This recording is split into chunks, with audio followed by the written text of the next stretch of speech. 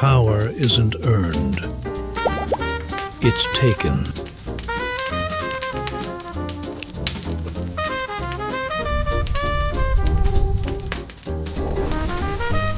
The Fictional Diaries of Al Capone.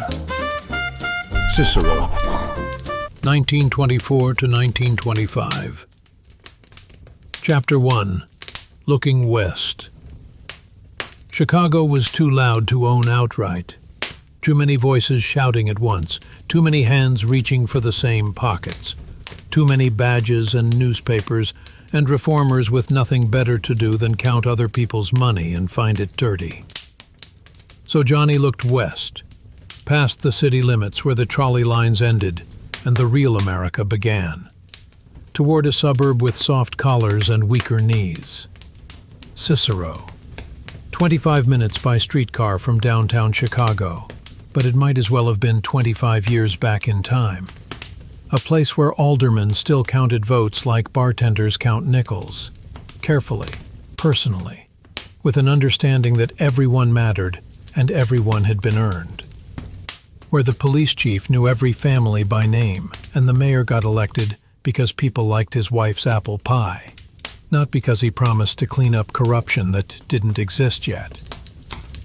Al, thoughtful Johnny told me one afternoon, spreading maps across his desk like a general planning a campaign that would never make the newspapers.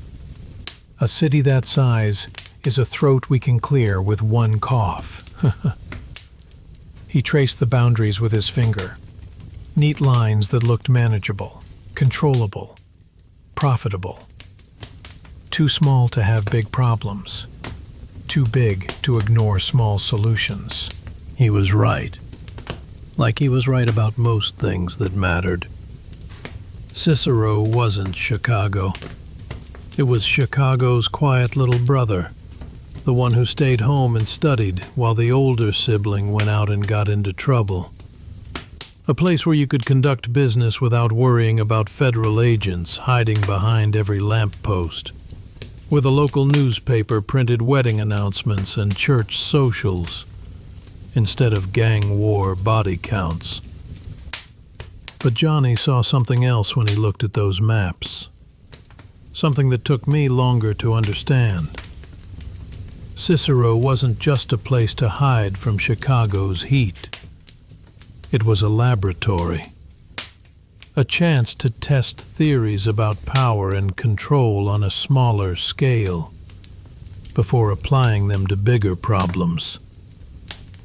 A practice run for empire.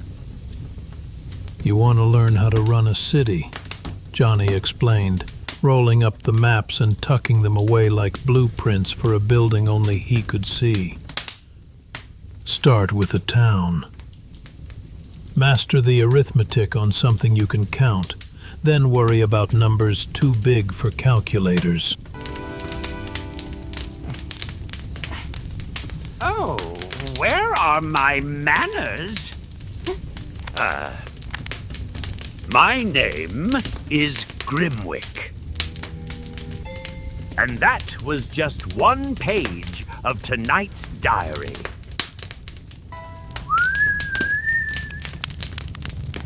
Chapter 2. The Gentleman's Approach. We didn't storm into Cicero with Tommy guns blazing and threats written in blood on broken windows. That was amateur hour, the kind of dramatic nonsense that made good movies but bad business. We strolled in with envelopes, thick as Sunday newspapers, handshakes that lasted just long enough to convey respect, and smiles that asked politely for a dance before the band had finished tuning up. Johnny had taught me that violence was expensive, not just in bullets and hospital bills, but in attention from people whose attention you didn't want. Federal agents, newspaper reporters, prosecutors looking for careers built on other men's headlines. Much cheaper to buy cooperation than to beat it out of people. Much smarter to make allies than to manufacture enemies. The mayor of Cicero was a man named Joseph Clenha, a bohemian who'd built his political career on the revolutionary platform of keeping taxes low and staying out of other people's business. He had the kind of mustache that belonged in daguerreotypes, and the kind of politics that belonged in a simpler world, where a man's word was his bond, and corruption was what happened in big cities to people who didn't know better.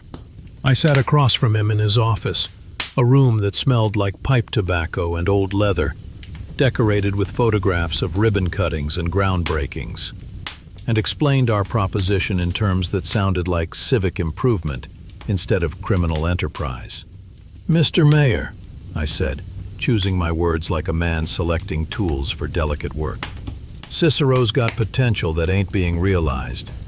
Tourism potential, entertainment potential, the kind of economic opportunities that could benefit everybody. Business owners, working people, even the city treasury." Clenha listened with the patient expression of a man who'd heard promises before and learned to measure them against results. "What kind of entertainment are we discussing, Mr. Capone?" "The legal kind," assured him, which was technically true if you didn't look too close at which laws we were talking about. "Restaurants, dance halls, places where working people can spend their hard-earned money on relaxation that don't hurt nobody." Johnny had coached me on this conversation, taught me the language that made criminal enterprise sound like community development. We weren't bringing vice to Cicero. We were bringing commerce. We weren't corrupting local government. We were participating in democracy. We weren't buying politicians. We were making campaign contributions to candidates who shared our vision for economic growth. "And the city would benefit how exactly?" Clenha asked, though his tone suggested he already knew the answer. "Tax revenue," explaining, sliding an envelope across his desk like evidence in a case that had already been decided. "Licensing fees, permit applications, all the bureaucratic necessities that keep a municipal government running smooth." He didn't open the envelope immediately. Mayors who lasted more than one term never did business that looked like business while anyone was watching. But he didn't slide it back either, which meant we were negotiating instead of threatening, which meant Johnny's approach was working exactly like he'd said it would. Chapter 3. When politics gets personal. But politics, like poker, don't always fold polite when you show them a good hand. Some players would rather lose everything than admit they were beat, rather flip the table than walk away from a game they can't win. The North Side boys sniffed around our new territory like dogs marking hydrants, and the reformers scowled from editorial pages like preachers who'd caught the congregation gambling behind the church. Election Day, 1924, turned into something that wasn't quite war, but wasn't quite peace either. A street opera, where every vote was a note, and every ballot box was an instrument that had to be tuned exactly right to produce the harmony Johnny wanted to hear. That spring morning started peaceful enough. Polling stations opened at 6 with the kind of quiet efficiency that made democracy look easy. Poll workers who'd been doing the same job for 20 years set up their tables and ballot boxes, sharpened their pencils, prepared for another routine exercise in civic responsibility. But by noon, the routine had developed complications. My boys escorted voters to the booths with a courtesy that sometimes broke ribs when courtesy wasn't appreciated properly. Nothing personal, you understand. Just the kind of guidance that helped confused citizens make informed decisions about candidates they might not have researched thoroughly. Democratic participation with a firm but gentle hand. We had volunteers stationed at every polling place in town. Well-dressed young men who offered helpful advice about which lever to pull, who explained the benefits of voting straight ticket for candidates who understood Cicero's need for economic development. Most voters appreciated the assistance. Some needed additional explanation. "Look, friend," I'd hear one of my boys explaining to a factory worker who seemed uncertain about his civic duties. "You want jobs in this town? You want businesses that provide employment for working people? Then you vote for men who understand that business is what keeps a community healthy." Usually the explanation was sufficient. Occasionally, the conversation required physical gestures to illustrate points that words couldn't convey clearly enough. Democracy in action, with educational supplements provided free of charge. But rival ward healers from Chicago tried the same courtesy in reverse, protection and guidance that pointed in different directions, toward candidates who promised to keep Cicero pure and corruption-free and unprofitable for organizations like ours. The result was gunsmoke curling over polling stations like incense at a funeral nobody wanted to attend.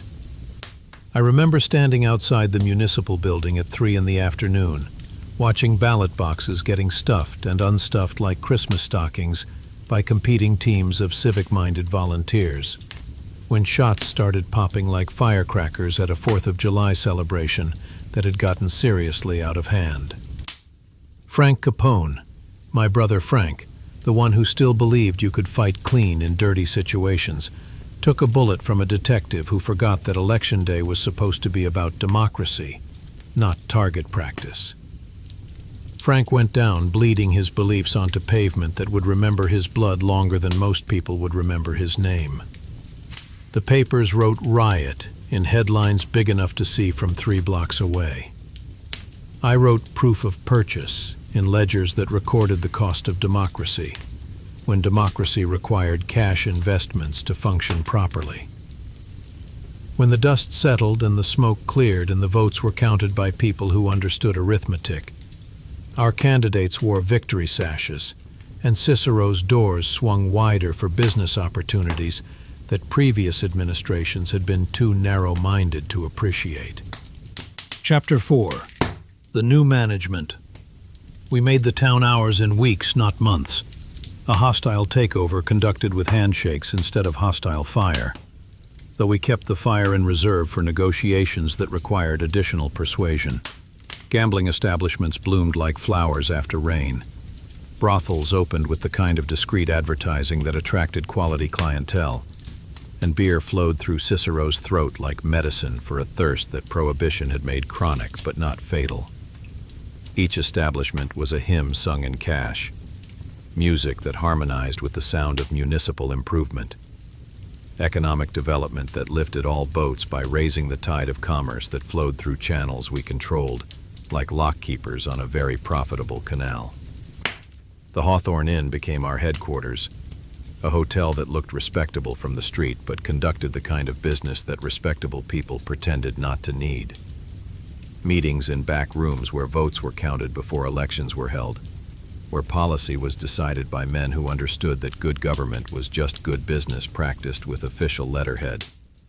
Police looked the other way because their paychecks had been supplemented with performance bonuses that recognized the value of selective blindness, the importance of concentrating law enforcement resources on crimes that actually hurt people, instead of crimes that just technically violated statutes written by men who'd never run businesses in the real world. Chief Theodore Svoboda learned to appreciate a businessman who settled disputes before they reached the front page, who preferred private arbitration to public trials, who understood that order was more important than law when law got in the way of order. We paid him well enough that he could afford principles that aligned with practical necessity. The City Council discovered the benefits of working with entrepreneurs who brought jobs and revenue to communities that needed both, who invested in local infrastructure and supported local businesses, and contributed to local charities in ways that made everybody's life better, even if the contribution methods weren't listed in any civics textbooks. Alderman Consul found himself suddenly able to afford the kind of house that reflected his important position in municipal government. Alderman Prignano discovered that his children could attend better schools, thanks to educational funds that appeared like scholarship opportunities from civic-minded benefactors who preferred to remain anonymous. Democracy flourished in Cicero like it never had before, participated in by citizens who understood their civic responsibilities, supported by businesses that contributed to community welfare, supervised by officials who recognized that good government required adequate funding, from sources that appreciated good government. Chapter 5. The Laboratory. Cicero became my classroom after Johnny's catechism, the place where theory became practice and practice became profit. I learned scale, how to expand operations from neighborhood to municipality, how to multiply success by factors that turned hundreds into thousands, and thousands into numbers that required accountants instead of mental arithmetic. Chicago had been too crowded with rivals, too watched by federal agents, too complicated by competing interests that had been carving up territory since before I was old enough to shave. Every block belonged to somebody. Every operation required negotiations with men who'd inherited their positions from men who'd fought wars to establish them. But Cicero was clean slate, virgin territory where we could write our own rules instead of adapting to rules written by dead men for situations that no longer existed. A laboratory where experiments could be conducted without interference from competitors who might object to our research methods. I learned that control of politics was the foundation everything else was built on, that you could run the most efficient, illegal operation in the world, but if you didn't control the law enforcement that was supposed to stop you, you were just a successful criminal waiting for an unsuccessful day. Control the politics, though, and the streets would invoice themselves, would regulate themselves, would police themselves according to standards that promoted business instead of preventing it. Every speakeasy that opened paid licensing fees to City Hall and protection fees to us. Double taxation that funded both legitimate government and the shadow government that made legitimate government possible. Every gambling den contributed to both municipal revenue and our operational expenses. Democratic participation in economic development. Every brothel that served lonely men who needed comfort they couldn't find at home supported both public health initiatives and private health initiatives. Social services that kept the peace by giving people outlets for appetites that caused trouble when they couldn't be satisfied legally. It was empire on a smaller scale, but empire nonetheless. A functioning model of how to organize society when society needed organization that official organizers couldn't provide. Democracy with supplemental management. Capitalism with alternative financing. Law and order maintained by people who understood that order was more important than law when law interfered with order. Chapter 6. The Teacher's Pride. Johnny smiled like a teacher grading a test when he visited Cicero that summer. Walked through our operations with the satisfaction of a man whose theories had been proven correct by practical application. He watched money flow through our organization like blood through arteries, watched politicians dance to music we provided, watched law enforcement enforce laws we'd helped write. "See," he said, standing in the Hawthorne Inn's lobby where legitimate guests checked in next to illegitimate businessmen, where the line between legal and profitable had been erased by careful management and generous contributions to community welfare. Order first, sins later. He was proud of what we'd built, proud of how quickly I'd learned lessons that had taken him years to master, proud that his investment in my education was paying dividends that exceeded his most optimistic projections. Cicero was proof that his methods worked, that violence was a tool best kept in reserve while other tools did the heavy lifting. Most men, Johnny explained, watching traffic flow past windows that framed a city that belonged to us in every way that mattered, try to impose their will through force. They break things until other people submit. But broken things don't work as well as things that were never broken. And people who submit out of fear aren't as reliable as people who cooperate for profit. We'd made Cicero profitable for everybody who mattered. Voters who received employment opportunities. Politicians who received financial opportunities. Police who received retirement opportunities that let them stop worrying about pension adequacy. A functioning ecosystem where everybody's interests aligned, because we'd taken the time to make sure alignment was more profitable than conflict. The beauty of this system, Johnny continued, settling into a chair that had been positioned to give him a clear view of both the street and the back room where serious conversations took place, is that it's sustainable. Fear wears off. Gratitude accumulates interest. Build an organization on fear, and you'll spend all your time maintaining the fear. Build it on mutual benefit, and it maintains itself. I understood what he was teaching me. Understood that Cicero was more than just territory we'd conquered. It was a prototype for larger conquests. A working model of how to run operations that were too big for bullets and too complex for traditional criminal methods. Chapter 7. The Lesson Learned. And I, the student, understood the final lesson. Sometimes you don't conquer a city by shooting it full of holes until it surrenders. Sometimes you conquer it by voting louder than the ballots, by participating in democracy so enthusiastically that democracy starts working the way it was supposed to work, when people who understood business were making the important decisions. We'd proven that crime could be organized not just internally, with hierarchies and territories and codes of conduct, but externally, with legitimate institutions that provided legitimate services while facilitating illegitimate services that people wanted but couldn't admit wanting. Cicero taught me that empire wasn't just about controlling territory. It was about controlling the systems that controlled territory. Politics, law enforcement, municipal services, economic development. Control the inputs, and the outputs would take care of themselves. But more than that, Cicero taught me scale. How to think bigger than neighborhoods, bigger than ethnic territories, bigger than the small-time operations that most criminals thought were empires. How to organize crime like corporations organized legitimate business, with management structures and operational procedures and growth strategies that could expand indefinitely, as long as the fundamentals remained sound.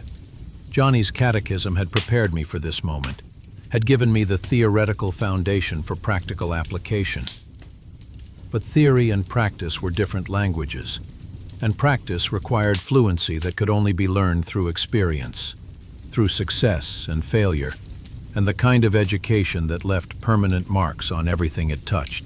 Standing in Cicero that autumn, watching our organization function with the smooth efficiency of a machine, designed by men who understood both human nature and mechanical precision, I realized that Johnny hadn't just taught me how to be a criminal.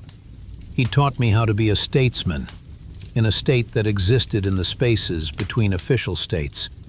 A businessman, in businesses that operated according to laws written by supply and demand, instead of legislators and judges. Cicero was my graduation exercise, the final examination in a curriculum that had started in Brooklyn barbershops and continued through Harvard inn doorways and Chicago back rooms. I'd passed every test, mastered every lesson, proven that I could take Johnny's theories and build them into realities that generated profits and power in equal measure. But graduation was just the beginning. Cicero was practice for Chicago, and Chicago was practice for something bigger than either of us had imagined when we started this conversation. With handshakes and envelopes and promises that democracy could work better when it was managed by people who understood that democracy was just another business, where everything had a price, and every price had a negotiator. The real test was still coming, the test that would determine whether a boy from Brooklyn could grow into a man who left permanent marks on a world that usually forgot names as quickly as it learned them. Cicero had been rehearsal. Now it was time for the real performance. I trust you enjoyed this glimpse into a most curious diary. If so, leave behind a small token of your delight with a like, and do consider joining our circle by subscribing. And remember, ring the little bell, and you shall be the very first to know when another diary or a fresh entry emerges from the shadows. And if a whisper stirs in your mind, a thought, a riddle, perhaps a name of someone whose secrets you would dare to uncover, leave it for me below. I read them one by one. And who knows, your wish may guide my hand to the very next diary I choose from my collection.